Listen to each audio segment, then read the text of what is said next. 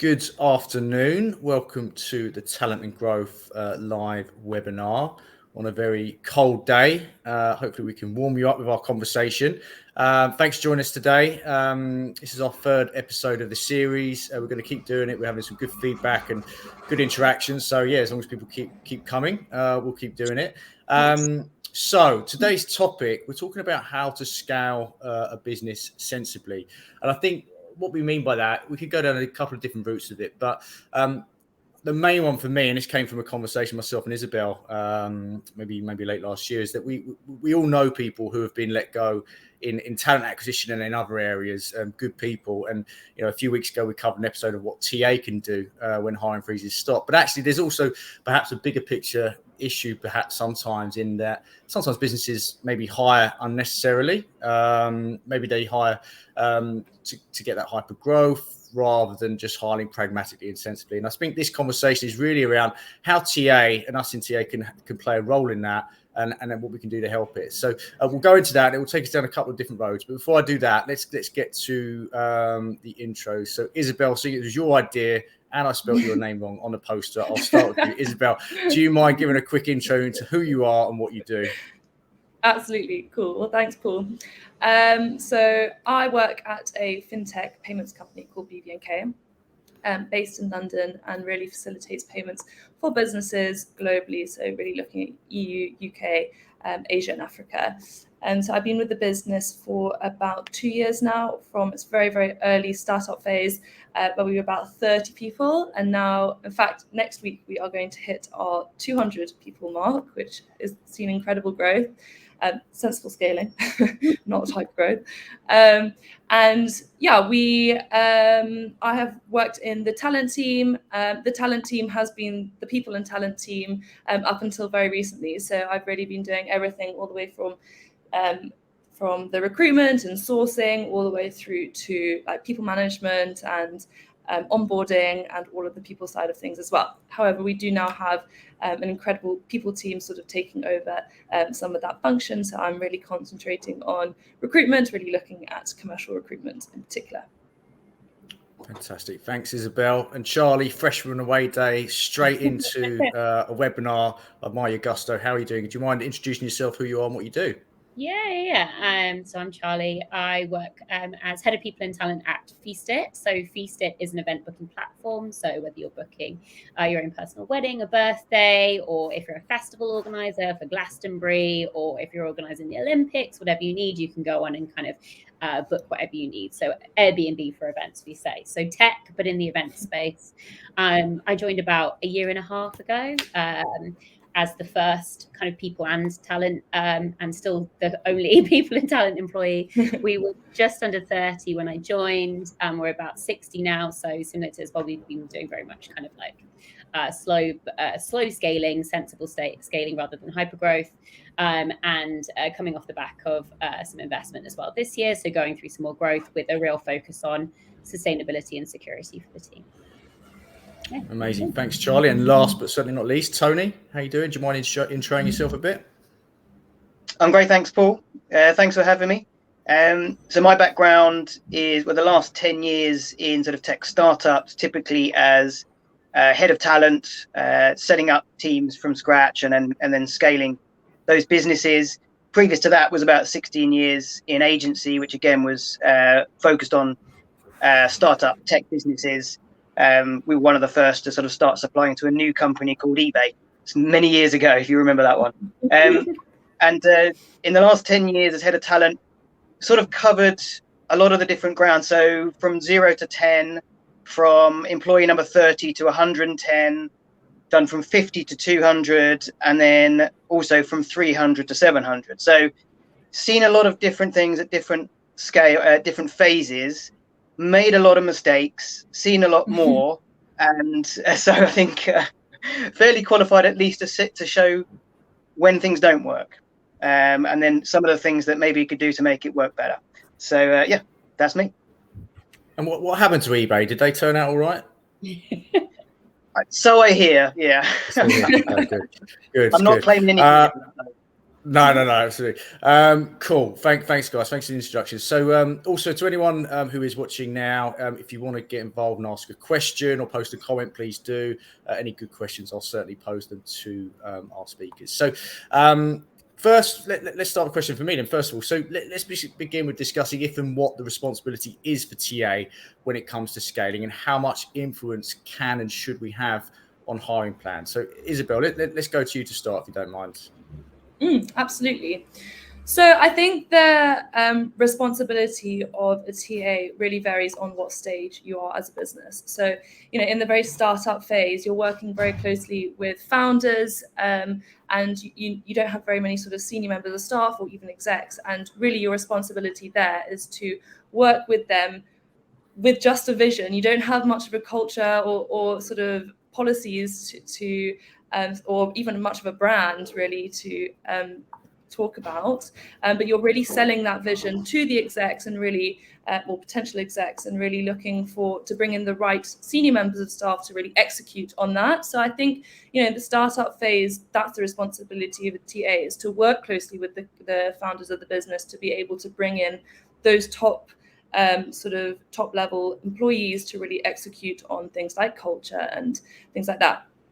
Then you sort of move slightly along and you are more in the scale up phase, and actually you're not working so closely with founders, and really that responsibility does shift more into sort of like a strategic role, and that's really where you are looking, and the responsibility is not just looking for now and sort of hires that we need now, but really with a long-term vision of what we're going to need, sort of what we do need now, but what's going to help us in the future as well. So really sort of shifts into sort of strategic responsibility as well. Fantastic. Thanks, Isabel. Great to start. And Tony, what do you think on that? Well, I think there is definitely a responsibility to be accurate with the sort of the forecasting and planning that you're doing. There is obviously a lot of potential, as Isabel said, that to be it's startup, it's new, no one really knows what to expect, and so you can be a bit ad hoc with it. But actually, if you want to do things right, you really do need to align goals, align the planning, align the costs, and provide that to leadership as accurately as possible. And then the other thing is the responsibility, I think, over setting the tone for things like culture, because at a very early stage, a business just doesn't have a culture or a brand, quite rightly said. And in some cases, if you're hiring early, that culture and brand that you're stating becomes the company's brand. They don't. Sometimes you're head of marketing in that respect, so you have to be very careful that you're setting yourself up for success and not something that the company then doesn't want to move forward with. So there's a bit of a balance between creating your own culture versus actually what the business's culture is going to look like in a year or so's time. Yeah, absolutely. And I think it's worth mentioning at this point as well is that we're talking about what the role TA can play in all of this, but of course we ideally we're working for a business that I suppose understands that we need to be strategic and think about these things rather than just go right bang, go and get all these people, and that kind of leads into a bit about what you're saying as well. And Charlie, what do you think? Yeah, I mean, I think it's pretty fundamental influencing the hiring plans. I guess there's a lot of factors, depending on what the talent or people team are set up. I think for a lot of startups, initial startups, they tend to have one more senior person who's doing across both, in which case it's 100% in your best interest to make sure that you are finding the right people with the right skill set so that they are then performing in the roles rather than being in that recruiter mindset of this is the role, I need to fill it. So instead kind of guiding potentially quite junior managers or founders in many instances into moving away from looking at a role that needs to be filled and making sure instead that they have the right skills in the business to kind of achieve what they need to achieve. And Charlie, so on that then, how we, because you mentioned around kind of perhaps working with more junior hiring managers, and of course we sometimes fall into the trap of assuming that people know what we know when it comes to what's going on out there in the market, and obviously they don't because that's not their area of expertise. So how do we strategically work with stakeholders and hiring managers around things like this, like hiring plans as well? I think the biggest thing is honestly, people get so caught up in job titles, and everyone has different experiences of what each different role is done in a different place. And, you can go out and look for an account manager. An account manager, in an advertising agency will be different to a startup, will be different to a fintech, and actually kind of trying to guide people on breaking away from their conceptions or misconceptions of what a role would be, and actually look at what are the goals of the company, what are we trying to achieve, what are our OKRs, or what are our kind of mission for this year, and therefore what is the skill set that your team needs to achieve this. And is that someone who's just really great at, like, if it's a sales team, smashing out the calls? Is it someone who's really great at conversion? Is it someone who's really great at building long-term relationships? And focus on finding people who can do that, rather than, I'm going to advertise for an account manager, let's find an account manager, Yeah, 100%. And Tony, I remember almost a year ago now when we did our first conversation, talent and growth. I remember we talked around, I think the key thing for you around this type of thing was perhaps giving options to people around what you can and can't do, and coming back with, and that often helps the thought process. Is that fair, do you think? Oh, 100%. I think that giving boundaries to anything is the kind of best way to work, being super clear, super transparent, showing different profiles, showing different ways of working. Yeah, I think sometimes hand-holding as much as you can to begin with, and then kind of letting people have some freedom further down the line works better. Absolutely. And Tony, what do you think on that? Yeah, exactly right. I think there's an element of research that could be brought to stakeholders. So as an example, just as Charlie said, if you're looking for account managers, you maybe need to sort of educate them a little bit as to what the market is saying an account manager is these days, or, in a similar size business, what do they do? Even down to helping with commission structures and bonus plans as well, because fundamentally startups are doing new things in a different way. That's their whole reason for being there. So actually, do they want a commission structure that was created by Oracle in the 90s? Probably not. And it has to be quite bespoke for that company. But there are, companies at similar stages in maybe similar markets doing similar things that they could learn from. And so that's something that could definitely be brought to bear with leadership. And again, as Charlie said, the skills that are needed, it's difficult to take a very long-term approach to what skills are needed, because no one really knows beyond 6 months, what the business is going to need. But there is definitely an element of helping them understand where the bottlenecks might be in 6 months if they hire 10 of these and 1 of these, that sort of thing. So yeah, being as accurate and managing expectations as well. Thanks, Tony. Isabel, anything to add on that? I think it's important that we are bringing in sort of the right hiring managers in the first place. I mean, it all goes back to that step, doesn't it? Like, if you're bringing in the right hiring managers that are very sort of strategic minded and have that long-term vision, and, they don't have to have done it before, but they have that understanding of, what they would be looking for, or the type of person that they're looking for. They're looking for someone, who is very ambitious and who can do lots of different jobs, and who wants to muck in and get started and hit the ground running and all that sort of thing. That eliminates actually quite a lot of the bottlenecks, in the first place, is really bringing in the right hiring managers with the right attitude and the right vision, and fits into the culture in that sort of way. Despite if they've done it before or not, that's something that's rather a personality or professional trait rather than anything else. Yeah, absolutely agree. And Tony, in terms of the process to work in terms of hiring plans, what way round should it be? So should we review the business plans, or should we work with the business in the first place to put together? So what I mean is, should we wait for the business to come to us with the plans, or should we be a part of the genesis of that, if that makes sense? Absolutely. I think we all know the answer to that. The ideal situation is to be involved as early as possible, because the knowledge and the sort of forecasting that can go into those plans is vital to set the right milestones and the right expectations with people like investors. Now, the reality is that those conversations tend to happen before the hiring is then laid out, but at which point it's that conversation where you need to be, as you said earlier, you need to be able to put together options and costings to say, well, this is what it will take to achieve that. And at that point, you tend to get the business saying, well, actually, maybe we'll change the plan slightly because that's a bit too long and a bit too expensive, or whatever it is. So yeah, it's obviously it's easier to be involved at the beginning stage, but the reality is anything can be done as long as you can be in control of the planning of it and understand how that hiring can come together.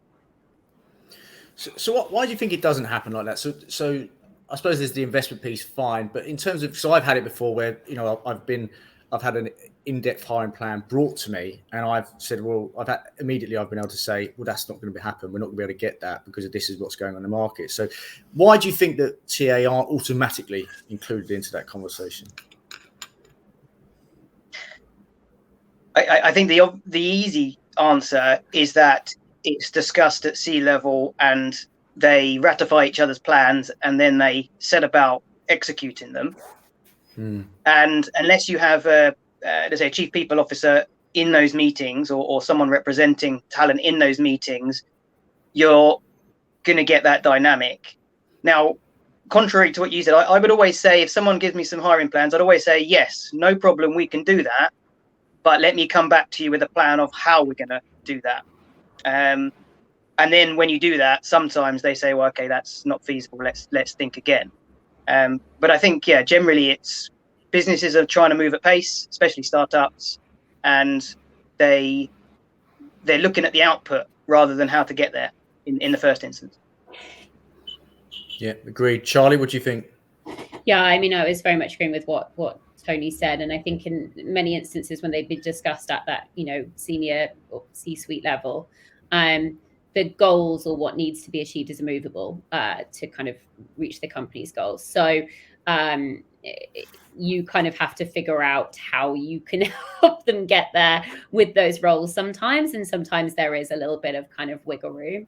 I think also TA as well, if you just look at TA as a kind of individual role, it's so often being perceived as a service rather than a partnership. It's been perceived very much as like a delivery-led role rather than a strategic or partnership role. And yes, if you have a CPO or someone at kind of head of level and above, you can have that person championing that, but it can often take a bit of a shift in mentality from people who maybe haven't worked with someone in that kind of role before, or have only worked with recruitment agencies or an internal kind of talent team. Normally you hand off the role, the goal for them and the success of them is to fill that role and fill it with the best candidate possible, whereas more at the strategic level, it's your goal to help guide people to understand what the best role would be and how you can get there. So it can just be, again, like holding those kind of managers' hands and understanding how better it can be if you're involved in the early stages rather than kind of trying to fill a role that is unfillable.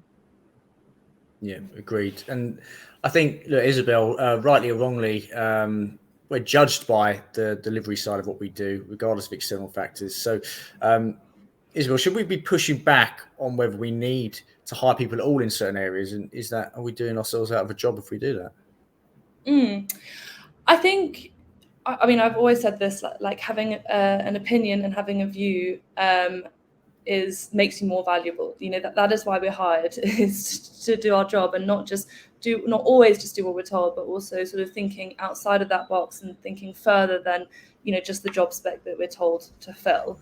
I think that is a fine line though, and I think it really depends on how well your hiring managers and your executives and the working relationship you have with them. So if you do have a very good open working relationship where you can have these sort of very frank conversations where you're like, actually, what you've just put in front of me is completely unrealistic, so let's think of a plan that works for both us and achieve the goals that the business needs to do, then that's great. And sometimes you have hiring managers where that's just not the case. And so you almost have to manage expectations and to say, look, I'll deliver on what you're going to do, but it's going to take me this long, and this is what we need, and this is what's going to happen. And that's actually all you can do at that stage. You can't go any faster or get more people in than you can do.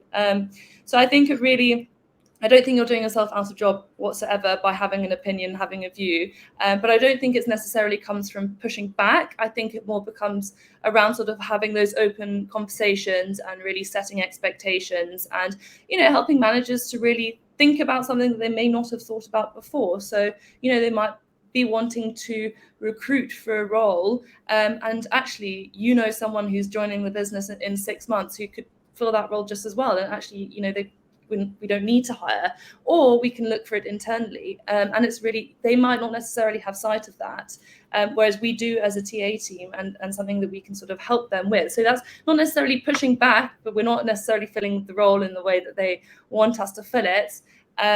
But sort of giving our view and giving our opinion, and really having a say, I guess. Absolutely. And go on, Charlie. Can I pop a note in there? Sorry, I think just please. Point. Sometimes you have to sort of reverse engineer that guidance a little bit. And if the answer is no, you have to fill this role in this time with this salary with this specific person, you can go away and give it your absolute best and use every resource you have to do it.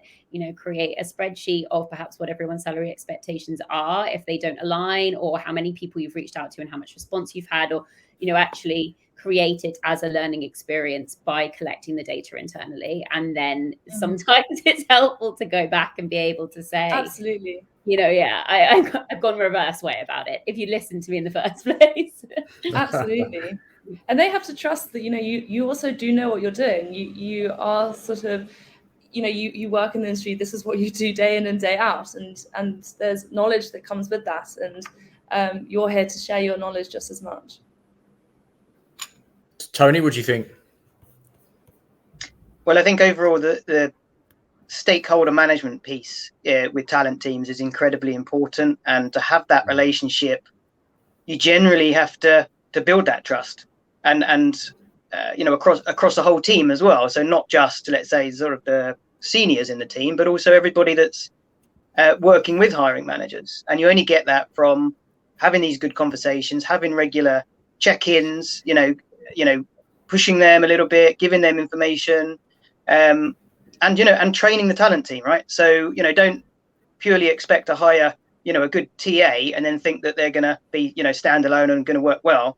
Things like stakeholder management training works very well. Regular group updates with, teams and departments to, check progress and make sure where there's any improvements in the process, that kind of stuff, all helps to build that relationship. Absolutely. And I think, I think all these, I suppose we're leading to this, is that the credibility of us as partners rather than just CV deliverers, and our ability to manage stakeholders, the most powerful tool we've got, I'm sure, I think you might all agree, is our use of data and how we use that to give credibility to our decisions. So how do we do that? So Charlie, how are we using data to make sure we're really getting some influence and backing up what we're saying? There's so much. What are you going to say? Oh, I don't know. No, I'm not sure. There's so much data that you can pull from. I think the biggest issue with using data and talent is it's so changeable and it's so variable to sector, geography, just even the timings of everything. We've seen a huge shift in even things that kind of people want in terms of benefits because of what's going on with the financial crisis. So, people are looking a lot more for kind of job security and steady growth rather than, people wanted before, like loads of socials and a bonus and all this stuff. And now actually people are looking much more for longevity. So being able to kind of take what data you can, I think, into every argument, it is better to be over prepared, not argument. Any conversation. You said argument. I know. Yeah, any difficult conversation where you kind of, you need to back up your reasoning. It's better to be over prepared than under prepared, and things like benchmarking data, salary benchmarking data, and kind of competitor analysis as well. And I often also really like to look at the other job descriptions or job ads that people are using to making sure that we're kind of being competitive in the market with how we're leveling stuff out, and even down to kind of the competencies that people will have for their own growth framework, so the expectations of what we expect people to deliver at different roles. So it's fundamental. It really is. Yeah. Isabel? I completely agree. In fact, this is something that we've just sort of recently taken advantage of. Like when, a year ago, we didn't have the luxury of being able to use any data. Like we didn't have things like Greenhouse. So it was literally just sort of like fight or flight, getting those interviews done and sort of bringing people on board. Now we do have Greenhouse as a tool, and we are able to get really, really valuable data. And what we've noticed is that this has really allowed us to be proactive about our hiring rather than reactive. Like, we can go to hiring managers now and say, there's a hold up at this stage of our hiring process. Like, what can we do to eliminate this? What's the problem here? And how can we improve this going forward? Or we've noticed that hiring in certain locations takes longer. So if we know that we're going to be needing to hire in a certain location, we can go to hiring managers, and this sort of funnels back to what we were saying before, using our knowledge to sort of manage expectations and just say, look, it takes an extra month or two to find our rocket ship candidate in wherever it is. We're going to need some more time, so rather give us more notice to fill that role. And when you have the data to back that up, you're not just going there and you don't want to sound like you're making excuses for the fact that it's going to take you slightly longer, but you've actually got the facts and the data to back that up, which obviously puts you in better stead with the hiring managers. And I think they also respect that a bit more, where you can actually show, okay, guys, we're having a hold up here at this stage. We're not going to do nothing about this. What are we going to do? We want a better candidate experience. We really want to, speed up this process in a healthy way. And I think this sort of ties back into, being able to sensibly scale. And that really is making sure that our process is very streamlined. We've eliminated any barriers or any bottlenecks that we are facing, and we're able to do that hiring process quite easily. And to do that, we have to have the data to say, look, this is where the problem is, or this is, maybe takes us slightly longer, or these locations are slightly more difficult. And it sort of funnels back to having that data to back up your argument. Yeah, 100%. Tony, anything to add on the data piece? Well, just that it has to be accurate, and you need to be very in control of it, especially when you're working with ATSs. They're all quite different in how they collect it, and you need to be very tuned in to where you think there are discrepancies and be able to sort of pick them out and make sure the data is accurate enough to present. But overall, it's really critical. I'll just give you an example. In 2021, we hired over 450 people. And the sample size, we had over 11,000 applicants in that year. We were able to use that data to show that the majority of applicants that turned down offers had been in the application process or the hiring process for 20% longer than the ones that accepted. And it was a really clear indication that we could take to managers and say, hey, look, this is why people are turning us down. And obviously, things got changed in 48 hours. And so there's examples of that where the data people love data, and they will look at it and they will trust you on it. But again, you got to make sure you get it right and not jump to too many conclusions, because also there's other things that you look at and you think, oh, I know why that is. And then you look at the data and it's like, oh no, it's not that. So it works both ways, but it's got to be accurate. Yeah, love that example, Tony. Tony, how are you? Are you using any specific tools to present your data? And I'll load that question a little bit, because I interviewed Jan Tegsey yesterday, who is the author of the Foolproof Recruiter, and he told me he uses Power BI and Tableau for data visualization. And I was like, oh right, I haven't done anything like that. Have you used anything like that before? Yeah, so it depends a bit on the business, and the sensible thing is to use whatever they use for analytics and MI. So Looker is very common, and the good thing about, if you look using some, say for instance Lever, use Looker as well, as it's built in, and so you can quite easily integrate that. Greenhouse integrates to Lever, to Looker. Power BI is pretty good, although you do need to do a bit of training to get to grips with it. But I would say, actually, the best way of doing it is to get one of your analysts to set it up for you. You do the sort of the subject matter expert side of things, i.e. we need this data, we need it to display like this, we need these timescales and cadence, but let them do the heavy lifting. I can't tell you how many hours or days or weeks I've spent trying to configure Tableau or Power BI only to kind of give up, and someone did it in 2 hours. And so yes, they're worth it, definitely, and it's how the business like to see the data. So that's what you should. Cool. Anyone else? Charlie, Isabel, before we move on, either of you got any tips for conveying that data from a visualization point of view at all? I mean, I honestly, we use Workable, and I just use the Workable reports because I think we're a pretty data friendly. I mean, we're a very data friendly business. We use Looker as well, but trying to engage people with that data in a way that makes sense and is really accessible and tells a story as well. I think sometimes they work best. I'm sure at our next point of evolution, we might kind of level that up, but it works well to kind of make sure that we can see both what is a correlation as well as a causation and what are just kind of general trends that we see. Fantastic. We also just use sort of greenhouse reporting, and we've set it up so each hiring manager gets sent a report each week to make sure, and this sort of ties into what you're saying about sort of making sure that your data's clean, and really making sure that your data for each role that you are primary recruiter for is all accurate and as it should be on a weekly basis, and so that gets sent in a report form each week.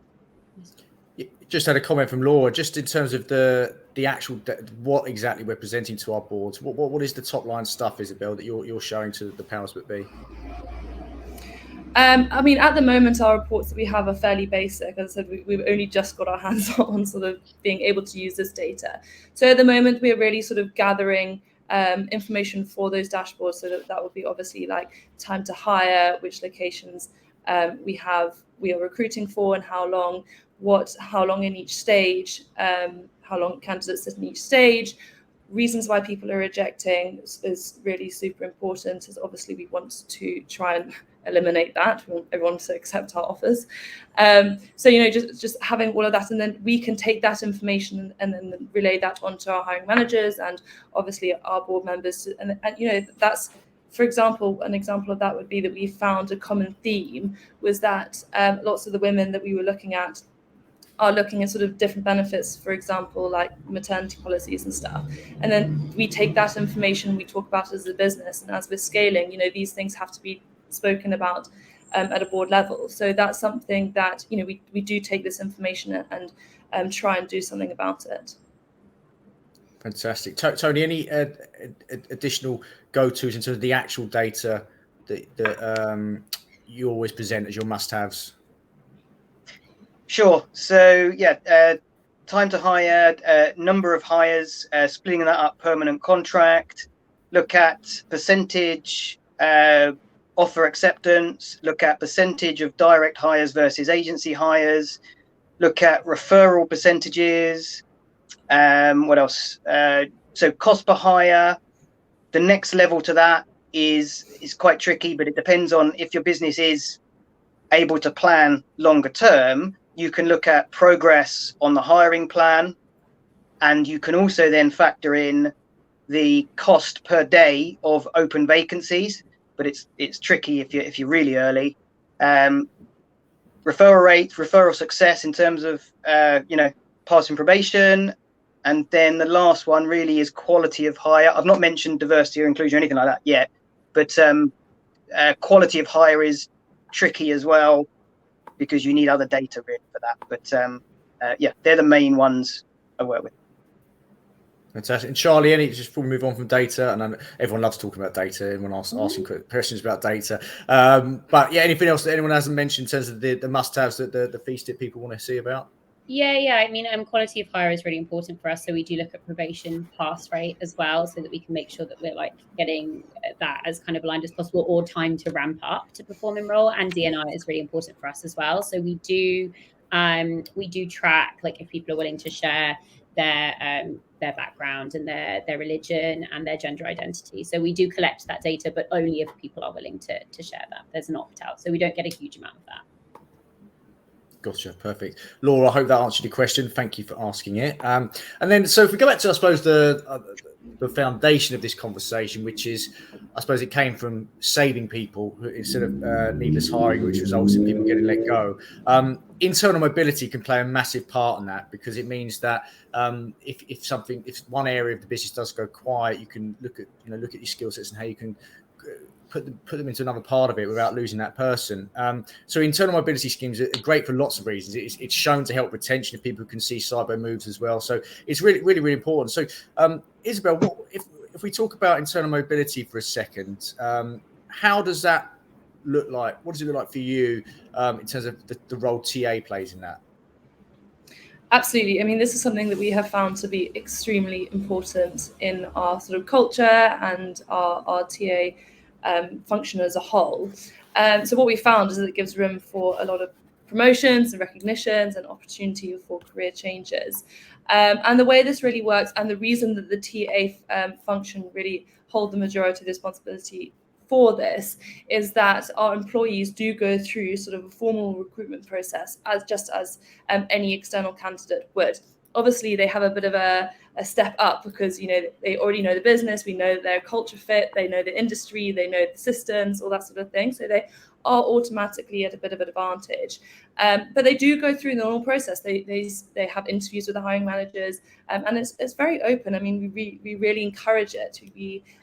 We're lucky to have staff that are very versatile and ambitious and want to get stuck into different projects and are exposed to many different areas of the business. So this is something that we do see quite often, is people actually being exposed to something or a project in a different area that they didn't actually even know that they had an interest for, and going for it. And that's something that we love, is seeing employees having the confidence and having gained the skills to be able to go for different roles in different departments and really sort of U-turning their career into a completely different direction. And that's nice for us to see as well, as to really understand, to know that we've given them the support and, the development to be able to do that. And then obviously that feeds then into our retention scheme. So which sort of sits more in the people side of things. But, when people are starting a new role, there's a huge amount of employee satisfaction in that. They not only have got a new challenge, but they felt supported enough within their current role to know that even if they're trying for a completely different role, their current role isn't at danger at all. Their current manager isn't going to think any less of them because they're trying to go for something new. It's fully supported and encouraged almost. And, there's a huge amount of satisfaction that goes with that. So, yeah, we really, really promote it here at BV&K, and have found that a huge amount of satisfaction and motivation and sort of upskill and development has come out of it. And what about Isabel? Also, to you, have you? Last year I ran a podcast with some of the talent team from HelloFresh, and they were trying to get together almost an internal headhunting scheme, which was that TA had the right to actually proactively look to kind of make that happen and move people from team to team. Has that something that's come up in your business? Has it happened, or do you think it could work? Absolutely. I mean, I think this comes back to like the stage of growth that your business is in. So for example, now, like I know 99% of the people in this business. I don't just know them, but I know their skills and all their previous experience and really where they want their career to go and their career development. So I have quite good insight into whether, a role opens and I think, oh, actually, I have a really good idea of someone internal who could fit that role and it'd be great career progression for them. I think you would work with them really well as a manager, and I think this could be a great fit. At the moment, that's definitely something I do very often. However, fast forward a year and the business, has sensibly scaled further. And actually, I don't have so much of an insight into every single, and the talent team is bigger now. So that, they are recruiting people as well. And I don't have so much insight into sort of who they're talking to, or they don't have so much insight into who I'm talking to. And so I don't, as a talent team, we don't have so much of an idea of internal people who could fill a role. And we have noticed that as a business, and we know that that's the case, and we now have an internal job board. So we don't just sort of post on external job boards, but we also have a Greenhouse internal job board, and then that's posted weekly. So one of our talent partners, she posts those internal posts on the relevant job board, on the relevant Snap channels, just to encourage people to go and have a look. And even if it's just like understanding what different jobs do, what the different roles involve, we found that to be really important. I think that answers your question. Absolutely does. Thank you as well. Yeah, absolutely answered it. Tony, any thoughts on internal mobility? Yeah, it's essential. As you grow, it gets more and more important because of the sort of the resource and the costs for hiring. And if you think about some businesses, like consultancies are a really good example here, because they typically work on a sort of a billable hours or type of projects. And so they typically have what we call a workforce or a workforce coordinator, whose job is specifically to understand everyone in the team, what skills they have, and look at their training and development so that they're never short of certain skills on projects.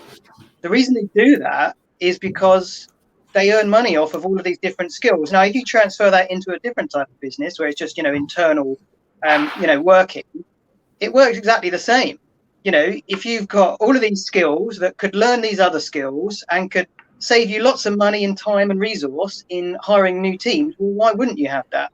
So it's typically a balance. And I think a good TA team will always give a hiring manager the option of, well, can we find someone internally for this job? And the balance is typically, how much do you need someone to hit the ground running versus if we've got someone that would come in at typically a junior in that role, but they have the background of the company, the history, the product, the workflow, they know everything else that you have to train a new person on. So it's kind of that balance. Well, why don't we just train this person up in the specific skills you want if we move them from another team? But yeah, it's the bigger you get, the more important it is. Absolutely. And Tony, if I stay with you for a sec, so what's the responsibility of TA when it comes to working with hiring managers to ensure they're hiring not just the person they want, that the hiring manager wants, that is, but the person that the wider business needs? Yeah, so I mean that's really important, because you've got the hiring manager's perception and previous experience of that versus what the current environment and reality is. So you sometimes have people that want, the best of the best. And we know that with startup, unless you're paying the best of the best, you can't have the best of the best. And so you need to understand where that balance is. You've also, the three main things that you always look at is the cultural side, the technical side, and then potentially the sort of the management or the leadership side, depending on the role. That's what they should be looking at. That's what they need to assess the job for, what is actually needed to move them forward.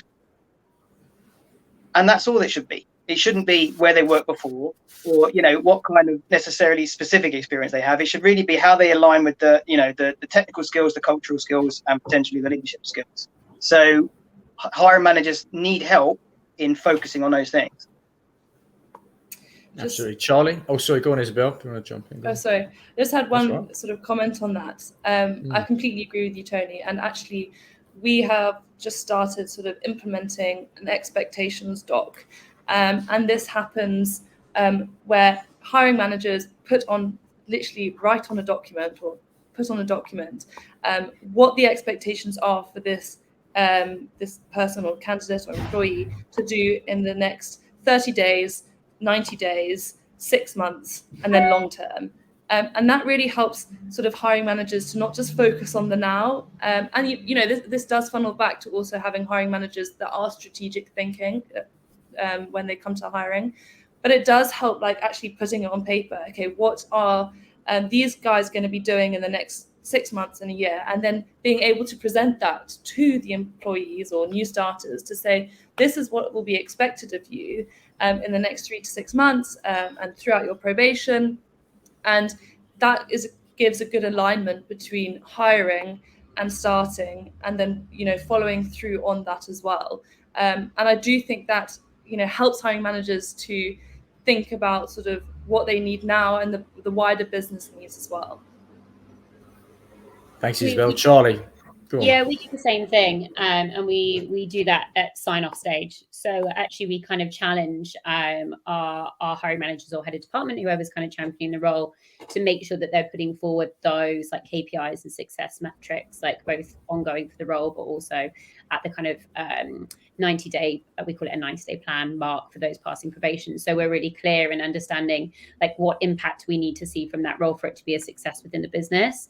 I think one thing that people haven't mentioned is, especially once you've got that role signed off and you know that it's going to create impact from a strategic perspective and it's aligned with the business needs, is then working with those hiring managers and advising them on unconscious bias, because you'll often find, and this applies to any kind of company, that you'll end up with a team of mini-me's of whoever the kind of hiring manager is, which is not necessarily a bad thing, but it can lead to kind of creating more of an exclusive culture. And actually, if you don't have diversity of thought or background or anything in the team, then you're kind of all doing the same thing all the time and not challenging each other, which actually is more beneficial for the business as well. So making sure that when you're going through that hiring experience with a hiring manager, that you're constantly kind of pivoting back to those original goals. What was the skill set we were looking for? What was the experience we were looking for? And making sure that we're asking questions that will draw that out, rather than, I think the more informal you leave the process, the more it kind of divides off into more of like an informal chatty conversation. And then what you tend to find is people going, it seems like they've done the experience. I get on really well with this person. They went to the same university as me and they like the same bands and I just kind of like them. So they seem like a great fit for my team because they're really easy to get on with, rather than challenging them of, okay, actually this person who you maybe haven't clicked with from like a personal perspective, but they tick every single box, is going to be the best fit for the role. And just that end goal suits the hiring manager better, and just helping them kind of coach alongside that. Yeah, love that. Thanks, Charlie. And then, Charlie, if I stay with you then, so why does anything that we're talking about matter when a business just needs to hit their milestones because they need to get the next level of funding or investment? Why does any of this matter? Well, in terms of talent and hiring? Yes. I think that the biggest thing is that everyone in their roles in startups tend to have both breadth and depth of experience, and having people in the business who own and understand talent and the depth of it and what it can help the business achieve and how it can help the business achieve is fundamental. I know a lot of companies start up by doing recruitment themselves or with agencies, and it costs a huge amount of money, but building that talent team internally who understand your brand, understand what it takes for success within the business, understand all of that data and that metrics, and have the experience of trying to hire in it. It's absolutely invaluable. And more often than not, those roles have the opportunity to evolve into other businesses, into other kind of business areas. So, you can become talent and people, you can become a recruitment specialist, a diversity specialist. There's so many avenues of growth that they should always be included in. And really, like, your people are your business. You have to get the right people, and they have to be performing in the business for your business to succeed. And having people who can champion that internally, I think, is pretty fundamental. Absolutely. Tony, anything to add on that? Well, I think we do have a responsibility for trying to hire the right people, not just hiring numbers. Mm-hmm. And so with startup and scale ups, there's especially around culture and things like, are they going to work with the business with all of its failings and problems and frustrations? Are they going to thrive themselves? And, things like trying to get balance within the teams as well is really important. And it's very hard, again, when line managers need people to hit the ground running, say it again, mm-hmm. And, they overlook the fact that when you have a team full of seniors, it's very top heavy. And at some point, there's going to be a bottleneck for learning, a bottleneck for development. And if you can schedule training and development time, then you're doing yourself and the business a really big favor by making junior jobs, entry-level jobs available. And the retention is increased, the learning is increased, the motivation is huge for those sort of people. And you find that actually businesses that do that thrive rather than get held back by the perceived capacity issues. So I think it's important. Absolutely. Isabel, anything to add on that? Absolutely. So I agree with Tony that actually it comes down to quality, not necessarily quantity of candidates. And I think that's what we've seen a huge problem with in our industry recently, is that actually businesses have a problem, or they're doing really well, so they go for quantity rather than quality, and then that leads to layoffs. Then investors have a look, and they have a look at their sort of books and see that actually there's huge costs with hiring huge amounts of people, and that then leads to layoffs so that they can reach their next level of funding.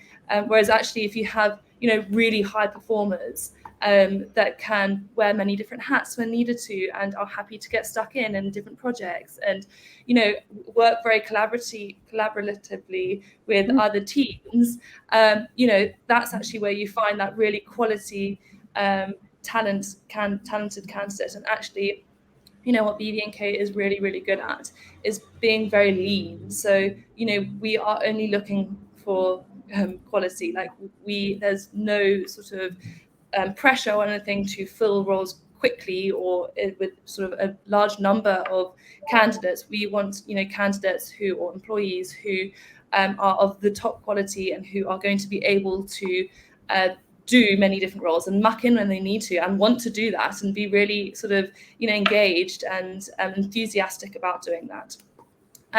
When it comes to sort of, I think we sort of touched on there, bringing in juniors and grads. As a business, we can completely see the value in this, and I think that we have had juniors and grads, we've had interns come in to sort of do certain projects, and they've been given quite a lot of direction, and managers have been able to help them, guide them, but they have had a project to do. But what we have found is that in certain departments, for example, our tech department, they're working at 150% capacity. Like, it's actually not a question of being able to put aside time to be able to sort of mentor and develop at this stage, but rather we have to have senior people to come in and execute and be able to ramp up in a month, and not just ramp up and do sort of junior tasks, but actually really execute on and deploy big things. And that's what we're finding at the moment. And Tony, I can completely hear what you're saying, in that that could potentially have bottlenecks in the future. But I think now's the time to strategically think how we're going to prevent that in the future, but still be able to bring in the staff that we need at the moment to really be able to focus and get the sort of tasks done that we urgently need now.